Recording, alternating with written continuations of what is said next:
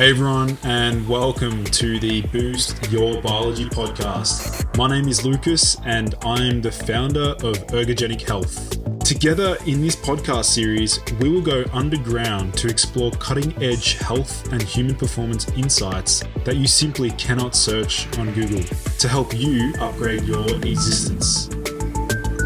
So, without any further ado, let's jump into today's episode. Hello, everyone, and welcome back to the Boost Your Biology podcast. Today's special guest is known as a modern wellness advocate and educator, and she's passionate about helping people feel alive and thrive through cellular optimization and intelligent hydration. Tracy, welcome to the show. Hey, thanks for having me. I'm excited to be here today. Awesome. Sitting next to my fireplace, but we're here virtually. Awesome. So Tracy, maybe I usually ask my guests, the first question is usually around like their journey. So do you want to let my listeners know a little bit about how you got so fascinated into like hydration and optimizing human health?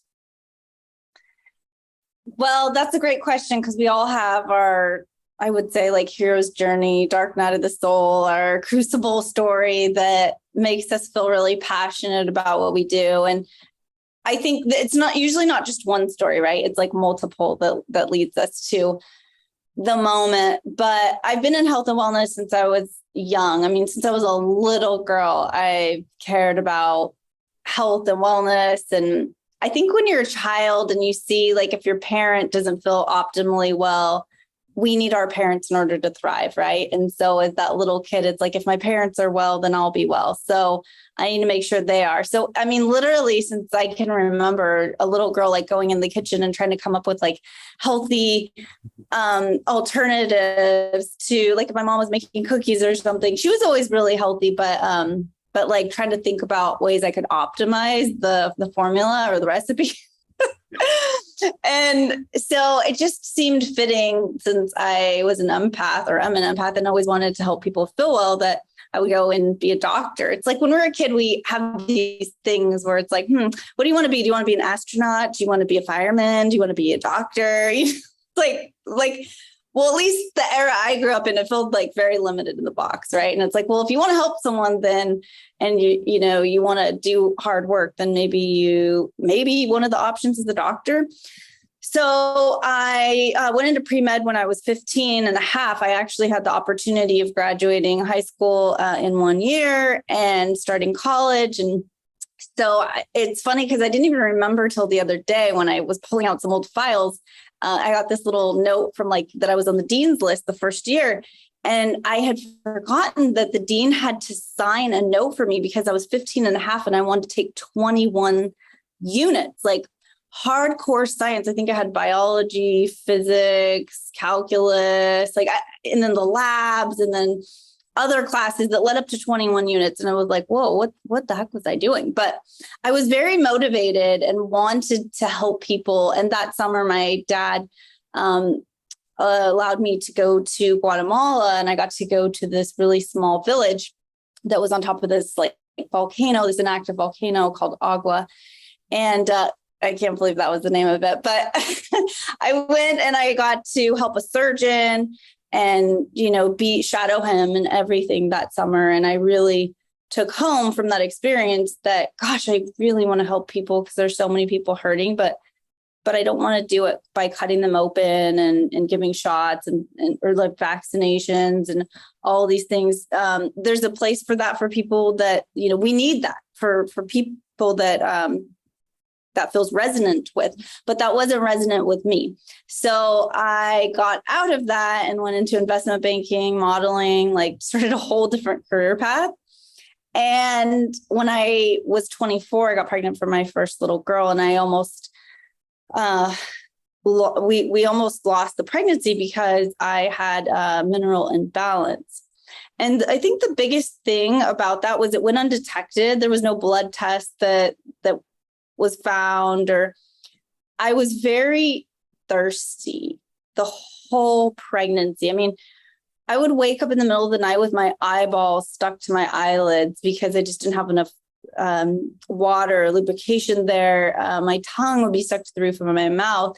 And all the while I was drinking 3 liters to a gallon of water a day. And I couldn't drink enough. It was like, if I didn't have water right next to me, I was feeling like so dehydrated. And it was not, there was nothing that was coming up on the tests. So one day I noticed, hey, when I drink this filtered water at my house, I feel even more thirsty. But when I drink this mountain spring water, it makes me feel satiated for longer.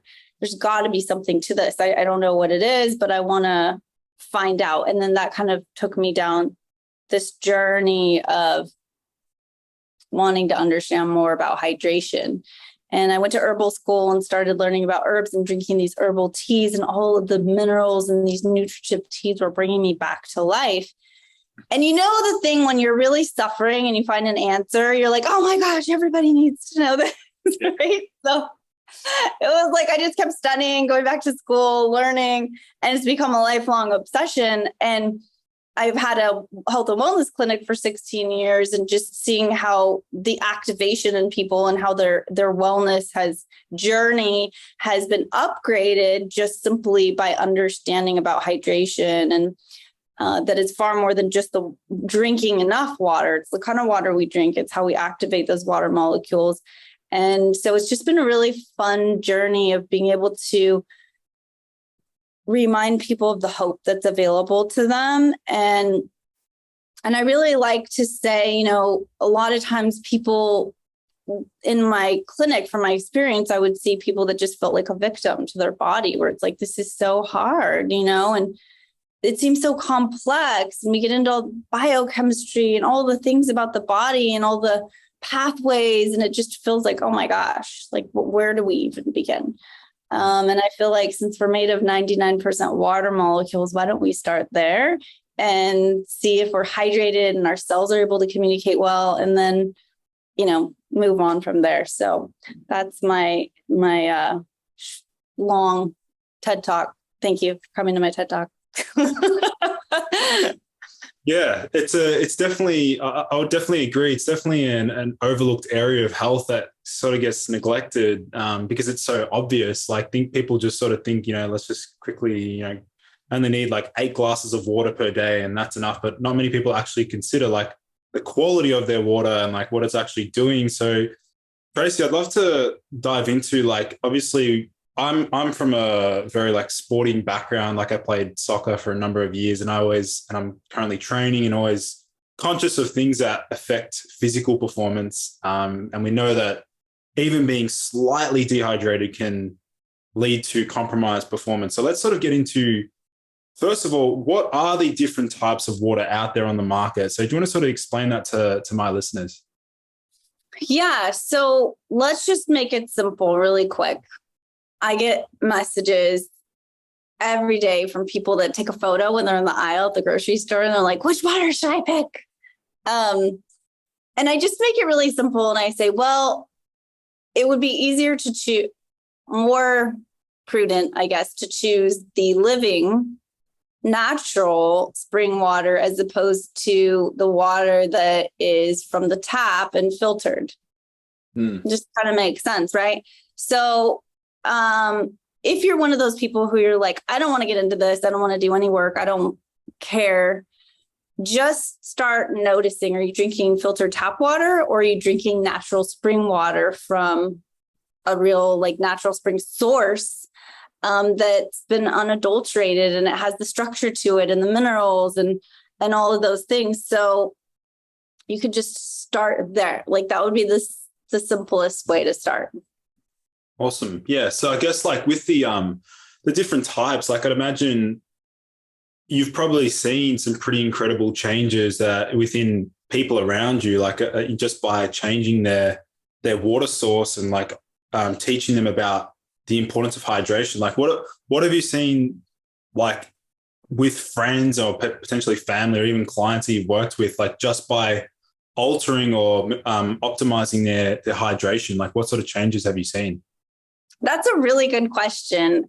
You wouldn't think it would be anything too outstanding, but over the last 16 years, I have seen some incredible changes.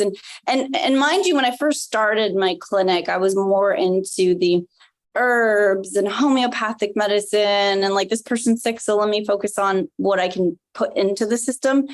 And what I realized is our body has this innate divine intelligence already. Our cells do. And really what the main thing is just getting the obstacles for health out of the way, right? As opposed to just throwing a bunch of stuff at it. Like, well, maybe this vitamin will help me and this mineral. I mean, sometimes, yeah, we are mineral and vitamin deficient. Yes, that does happen.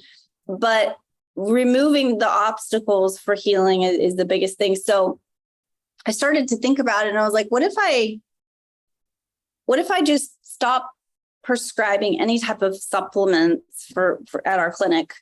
And we just start, I'm going to do a test, and I'm just going to see, do people really know the basics?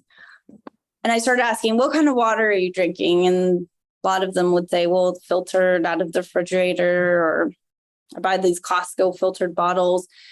And I said, okay, well, let's switch to spring water, find a natural spring source, switch to spring water. I want you to take your shoes off once a day for at least 30 to 45 minutes, connect to the earth. And, depended on the patient, but like the steps were super simple. And, I was like, at least drink 3 liters of water a day, depending on their activity level. I started to have patients come back who were like, wait a minute, I've had this chronic illness forever. Now it's like all of a sudden my symptoms are like 90% better. Crazy. After 30 days, and I'm like, yeah, there is that much power in the things that nature has given us. And if we just tap into that, there isn't this magic pill that we can buy, although that would be nice. But I don't think, unless you're severely depleted in something, there isn't this magic pill that you can buy that's going to change your health in this crazy way. It's all the building blocks, and it starts with the foundation. And the foundation is being hydrated. And that isn't just drinking water. That's connecting to the earth's field. The earth is charging our cells up. It's donating these electrons. It's giving us this energy. When we connect to it, that's helping charge everything. And the water is the conduit of all of that energy, right? So we need the water for it to all move. But the sunlight is this activation that's helping to do so many things, but it's this hidden nutrition, or this forgotten nutrition, that we are light beings, we're light energy. That's why we eat fruits and vegetables, because they have cells that have light inside of them, and we're eating that light. And that's why we want fresh fruits and vegetables, because they still have that light intact when you just pick it off the vine, and you can feel that force, that life force energy. So I guess I just feel like, man, going back to the basics was the biggest thing that impacted my patients. But we have people from, we have a medical doctor that oversees the clinic, and we've had, patients that come in that stage 4 cancer, fibromyalgia, MS. I mean, you name it. These illnesses where it's like, you're my last hope. Okay, I've been everywhere else and I don't even know what to do. So I'm going to come to you. And when we spend 3 days with them at our wellness retreat, we're able to really look at the biofield, the bioenergetic, the patterns that are happening in the morphogenetic field and the cells, and really see things that sometimes the pathology doesn't reveal. And just listening to their stories and listening to how they're feeling, because they have this innate intelligence inside of them, right? That they're like, this is the way I feel. And I feel like it could be because of this. And they know best. So they need someone to take time to listen to them. And God bless their doctors, because I don't think it's the doctor's fault. The doctors are on this plan where it's like, you've got 10 minutes to talk to your client. I mean, how much can they really do there, right? Mm-hmm. So I feel like they come in and they spend time with us and we get to talk to them and hear their story and play with them and get them activated and nourish them with food and hydrate them, we get to really see where the opportunities are for healing. But honestly, I just feel like I have this thing on my Instagram, and my book that I just wrote is The 9 Pillars of Health. And I was really inspired to write this book because I just realized that so many people are spending so much money on all these tests and so much money on all these pills, when these 9 pillars of health are everything in nature. And if you stack them all together, 90% of the people that came to us saw drastic improvements in their symptoms. And it was so dramatic and so drastic that I said, I need to write a book to share this, because it appears to me that most people haven't even been taught the basics. I wasn't taught the basics. I mean, I was just taught, like, drink 8 glasses of water every day. Nobody said what kind of water, how to activate the water, or what is hydration. And, why am I not a puddle of water on the floor if I'm 99% water molecules? Well, that's because the water that you are is structured water. And this is so important. Thomas Cowan talks about this, Dr. Thomas Cowan, about how he really believes that disease is when the structure within the cytoplasm of our cells starts to liquefy, that we lose that charge and the cells can't communicate, and we get these sick, diseased cells because of that.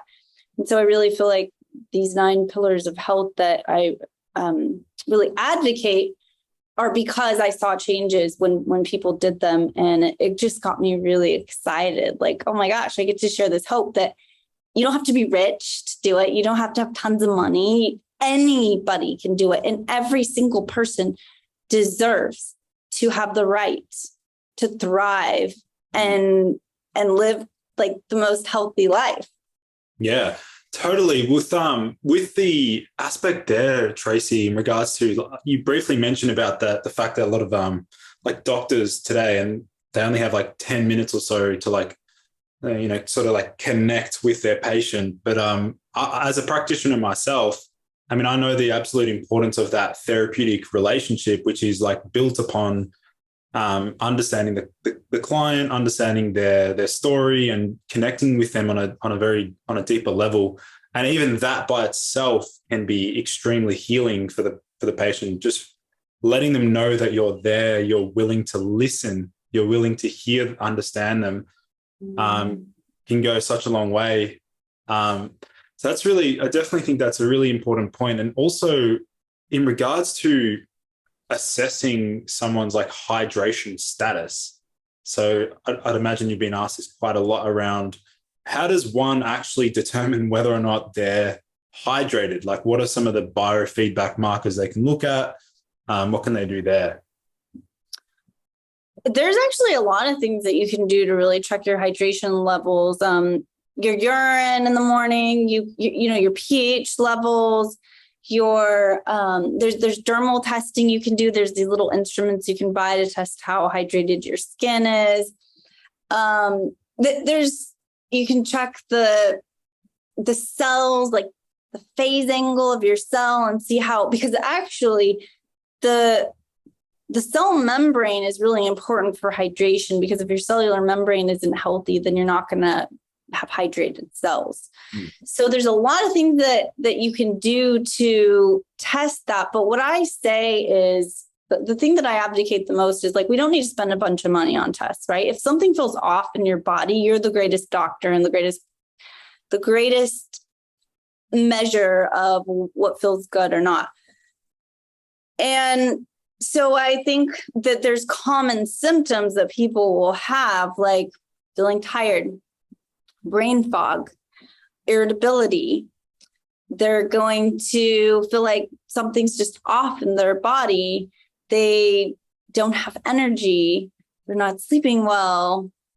Their sexual health isn't good. Like, I mean, anytime you're having any type of, like, almost all the symptoms, I say, go back to hydration first, because we're mostly water. So if we're mostly water, I really believe that the foundation is, let's just start and make sure this body of water that we are is tuned and these molecules are in a coherent, structured, balanced state. And how do we do that? So that's where the question comes in, because it's like, well, yeah, how do we do it? So first I see these symptoms. And then based on what the symptoms would be, I would say, all right, let's just start at the foundation. What kind of water am I drinking? And I want to start drinking living water. Why does this matter? Because living water it's not just the chemistry of this water that's important, but there is the physics of the water and the messaging in the water, the signaling of what I'm drinking in this water and how it's signaling to my cells this message and this information. And that is like, oh my gosh, this can seem so confusing and so overwhelming. And that's why I just say, if you want to go deeper, you can go to my page and look at more things. And I talk a lot about it, but just start with drinking living water. What's important about this living water? It's mineralized. It's structured. It's clean of any contaminants or caustic, toxic chemistry. Those are the three things I say really start with. Then we can go into other things like hydrogen in the water and, is it well aerated? Is the water coherent? Is the water low in deuterium? There's a lot of things that we can add to that, but I like to start first with, let's just look at the three things that are most important: the physics, the bioenergetics, and the chemistry of the water.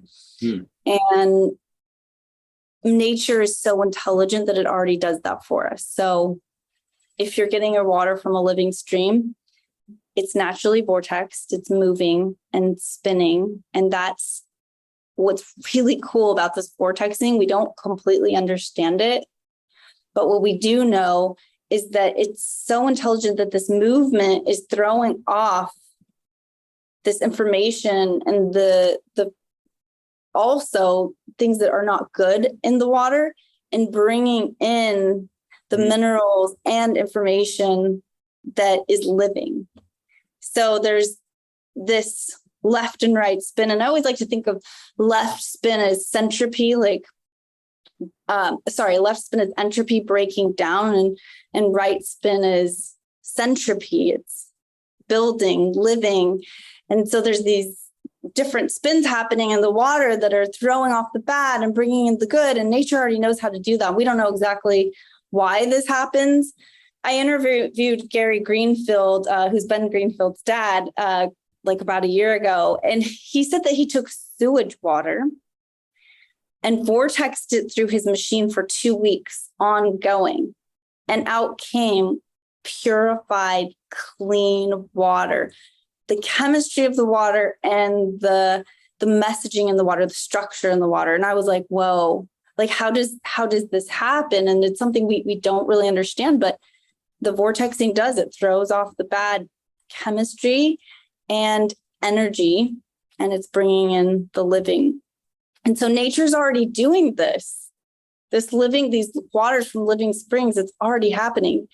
And then as the water is moving, it's picking up the minerals from the rocks and everything that it's touching. It's picking up these minerals that together through the vortexing, and the minerals bringing the structure to the water. And it's, usually clean. I mean, we live in a world where we've contaminated a lot of it, but if the water is moving and it's coming from a high altitude or certain places that haven't been adulterated, you're going to find this water that is just so hydrating. It's so amazing. And it's sending this living information to your cells and bringing you alive again. How is that different than purified tap water? Well, tap water is going through pipes and toxic areas. And so not only is the chemistry toxic, but there's this information that's picking up. It's coming in contact with who knows what now, pharmaceuticals, all kinds of stuff that we just don't even want in our bodies, this caustic, toxic stuff. And so when we put it through a filter, let's just say we put it through a reverse osmosis filter. Well, that's nice because the filter has these very, very comprehensive membranes that are going to take out the chemistry that's not good. But what about the information that water's picked up along the way, like we talked about? So the chemistry may be good, but you're drinking it and there's this information that's going into your body and signaling to your cells incoherent information. Also, when it goes through those membranes, it's breaking the water down, and no longer is there any coherence in the water. It's a very dissonant, incoherent fluid that's going into your body. And this is really important because since we are a body of water, we want to make sure that that body of water that we are has this information and this intelligence that's living. Now, that incoherence, that H2O that goes into our body, and I say H2O, but whenever we're drinking water, there's so many other molecules in there. It's not just H2O. There's D2O, HDO, like so much more. But let's just say H2O. We're drinking H2O, and every hydrophilic surface in our body is actually taking that water and working really hard to structure it. So it will become coherent. It will become structured, but our body has to just do a lot of work to do that. And I always say, the more that we can reserve our energy so that it can be used for other things like healing and growth and all of the stuff that we want, the good skin, the good hair, all of that stuff, we want the energy to be utilized efficiently, then why don't we just drink structured water already so our body doesn't have to do that work to structure it? So I'm a real big advocate of living spring water or taking filtered water, remineralizing it, and then vortexing it so that we mimic nature. But either way, we want to be giving our bodies this living water. Interesting, Tracy, when it comes to for example, let's say you've planned a day trip and you've gone on like a big hike to some mountain, and some people are probably wondering, like, is this water safe to drink, for example? And that's obviously, we're trying to emphasize the importance of being as closely aligned with Mother Nature. Spring water structured, vortex, like you said, which is incredible. People can notice a difference. What about as far as are there ways that we can test the water to see if it's safe for consumption? Surely someone out there's developed a device that can, stick it in the water and tells you whether or not it's actually safe for human consumption. Yeah, there actually are devices, and there's some devices that you can use that put light into the water that can kill the bacteria and different things that are in the water that, if you're in a situation where you're camping and you're like, I don't know what's in this water, there absolutely are things. And I can send you some links too, if you want to put those in the show notes for people, because there's a lot of stuff out there that can definitely clean the chemistry of the water. Or make it so that it's consumable and you're not going to get sick, giardia or something when you drink it. Okay, awesome. And as far as the minerals, I'd love to get deeper into that, because I know you said that part of your journey included, understanding the importance of these minerals. So and I know you briefly hinted at deuterium, which is a whole completely different, huge conversation by itself, deuterium, depleted water. But let's sort of dive into the minerals, and also the common belief with majority of societies are, fluoride must be so good for the teeth. We must add fluoride to the water. So let's debunk that. Yeah. So actually, there's natural fluoride in the ocean, and there's 78 trace elements in the ocean's plasma that are essential for our body. Rene Quinton, I'm so grateful for him, because in 1895 he discovered one of the biggest discoveries, I think, of our lifetime, is that our blood plasma is identical to the plasma of the ocean. or actually, I should say our blood plasma should be identical to that of the ocean if we're healthy. A lot of us are missing these trace elements and minerals in our system because of the commercial farming, the caustic, toxic environment we live in, the stress that we have. I mean, when we're stressed out, our body's eating minerals like more at a more rapid pace than it should be. So a lot of us are missing a lot of these elements. And the great thing is that Rene Quinton discovered that it's in the ocean. So he started harvesting this ocean water deep down at the ocean floor. And there's this thing called the plankton bloom, where there's this vortex energy that's in there. So it's not just the chemistry, but there's this living frequency and this vortex energy from the plankton bloom that he put in these double tip ampules so that you're getting this living energy. So the double tip ampule keeps the energy intact inside, but it's also giving you the 78 trace elements from the ocean. And so it's in perfect balance and perfect proportion to what our blood plasma should look like. And I appreciate that because I don't want to be taking minerals just blindly and get my minerals out of balance because I don't know anything about them and I don't know which ones I'm missing and which ones I'm too heavy in or too low in. And so how about we just balance it by giving ourselves a balanced dose? And so Quinton, Quinton, Quinton minerals are basically purified, harvested ocean water that's cold harvested and cold processed. So there isn't any heating, but it's all sterile. They're actual, the isotonic version in Europe, like in France, you can get that as an IV and have that straight into your system because it's sterile. Wow. Sign me up. I'd love to try it. I'd love to try it. I have done it and it's pretty incredible. There's a place in Mexico. My cousin Steve Martinez, he's a PA, amazing functional medicine practitioner. And he had an injury when he was in the military in his back. And he had just horrible, like the discs in his back had been, it was just a bad situation. And he went to get percutaneous hydrotomy in Mexico, which is basically where they put the isotonic solution into in between the vertebrae to like bring space and nourishment and hydration to that area. And he went from being in a wheelchair to, running a marathon again. And that was purely from hydrating the tissues in his vertebra. So he didn't have to have a surgery, he didn't have to do anything. Whereas, every doctor was saying, oh my gosh, you need to have back surgery.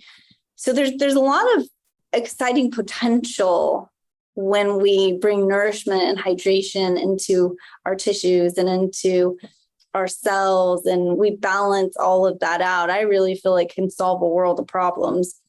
Yeah, totally. And also as part of that would be just so many different variables and different factors that are contributing to like dehydration these days. I know you sort of hinted before, like stress uses up minerals, drinking coffee, things like that, lots of diuretics potentially contributing to dehydration. Do you think majority of people are just completely like unaware of the importance of hydration? Do you think it comes back to like a lack of knowledge, or they just don't consider it important? I don't think it's a lack of knowledge. I think a lot of people are studying and they want to know, and people care about their health. Most people, and most of the people I come in contact with are like, yeah, I drink a lot of water, and they're so proud of themselves, and I'm proud of them for it. And I think that it's amazing. I just think it's misinformation, right? Because we have so much information and we want to learn and we go on the internet, but then you can get a million different answers for one different question, right? And it's like, what's the right answer and how do I do this? So I think a lot of people want to know, but they're just confused, right? And we've been given this information that's maybe not complete too. It's like, okay, drink 8 glasses of water. Well, there's something to that. Like, we want to be consuming water, and we want to have that consciousness in our mind of like, hey, I should be getting good water intake. But what are ways that we can hydrate beyond that? Like fruits and vegetables. I mean, eating watermelon or cucumber or romaine lettuce, eating an apple and a glass of water is more hydrating than drinking 2 glasses of water.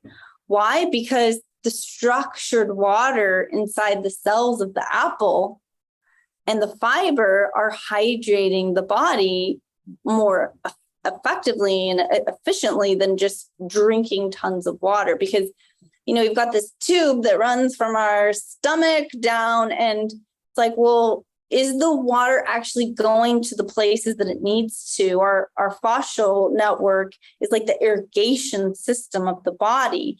And so if I'm not moving and, moving all the parts of my body throughout the day, I'm not getting that irrigation system activated where that water can go where it needs to go. Mm-hmm. If my microbiome and my gut isn't healthy, I'm not going to be able to move that water as effectively. If there's a lot of gas in my gut, it's going to be trapped, and then that water can get trapped. Do you ever have that like washing machine sound in your stomach where it's like you move and you're like, oh, there's a lot of water in there? Well, it's trapped. It's not going to where it needs to go. And that could be something going on with your microbiome. What are other things? The foods that we eat, like eating a lot of crackers and dehydrated stuff, is going to obviously be very dehydrating. So we need to drink more water or eat more foods that are full of hydration. So I think that there's a lot of things that we can do to help ourselves get hydrated. And so I don't think it's a lack of knowledge or want. I think it's just people have been given this misinformation. And I really feel like that's why I feel so called to do the work that I do, because I feel like it's pretty simple. It doesn't need to cost a lot of money. And it's something that can really make a huge change and impact in your life and upgrade your health. And the story isn't being told enough. And so I feel grateful to have the opportunity to share it. Awesome.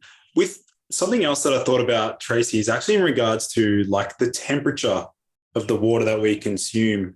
I know like within traditional Chinese medicine, they encourage people not to drink freezing cold, like icy cold water with their meals, because that interferes with the stomach yang force of the stomach, and it affects the spleen yang, I think they call it. So in regards to the temperature of water, I'm sure you've dived deep into like, should it be boiling? When should we apply cold water? Like things like that. Honestly, I think just whatever's going to help you get the water down, because most people know what they like, right? Some people love to have ice in their water. Some people like the water warm. I'm one of those people that likes it a little bit warm. I'd rather drink it warm than anything else. But that's also, I guess in Ayurvedic medicine, it's like my constitution that really likes that a little bit more. So I wouldn't want to give a one size fits all answer. I don't think that's really fair to say, oh, it needs to be this or that. I think just really going back to tapping into your own body's innate intelligence and what it's asking for, and what's going to make you drink more water. If you can't stand warm water and you love water with ice in it, and you're drinking less water because someone told you it has to be warm, then I don't know if that's necessarily a good solution. Well, to me, it's more, is the water structured? Is the water living? Is it coherent? That, in my opinion, in my personal opinion, I feel like that would be a better question to ask. Yeah. So stressing the importance of making sure the individual is like consuming living water, structured water. That's obviously like the gold standard as far as like different types of water, in your opinion, to optimize full body hydration, prevent disease, promote wellness, and overall energy levels?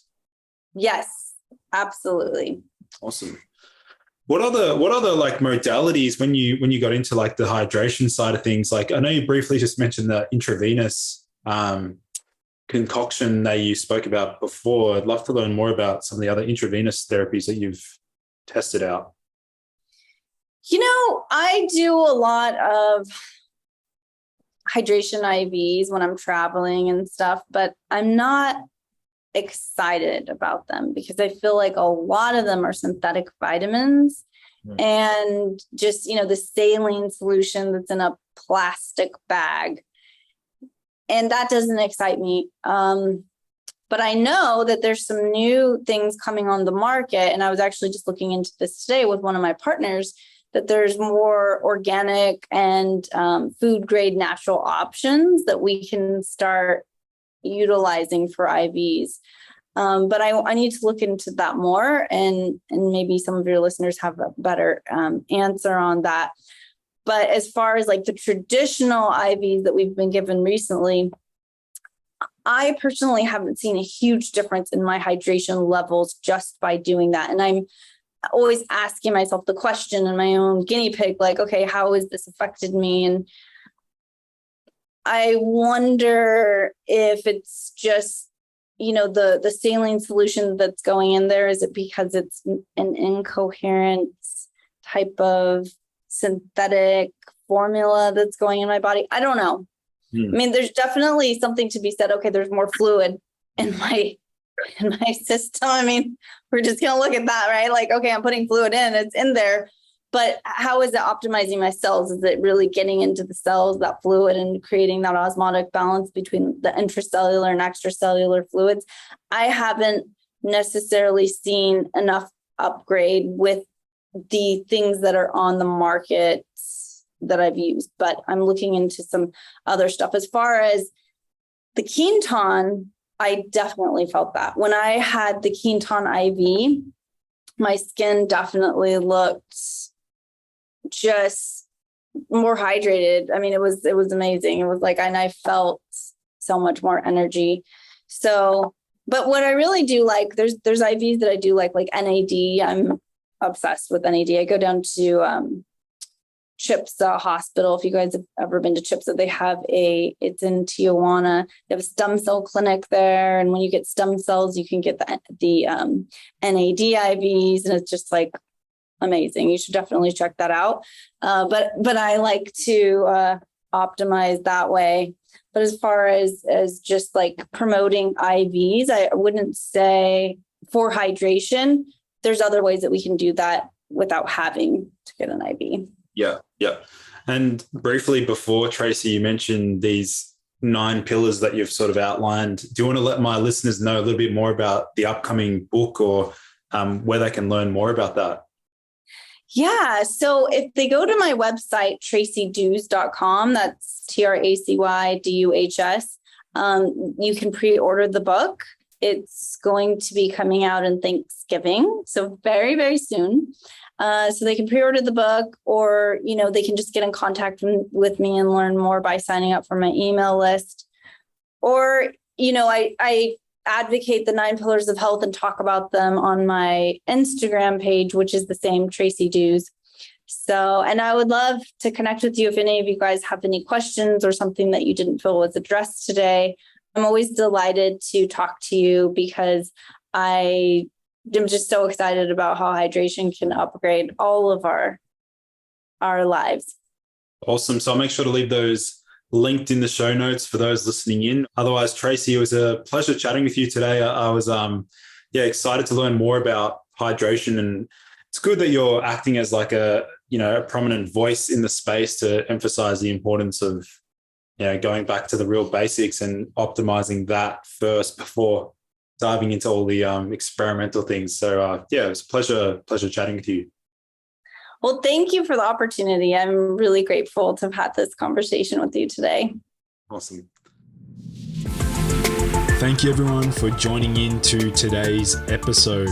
For in-depth show notes and lessons learned, visit nofilter.media/boost your biology. This has been a No Filter Media production. Say what you want.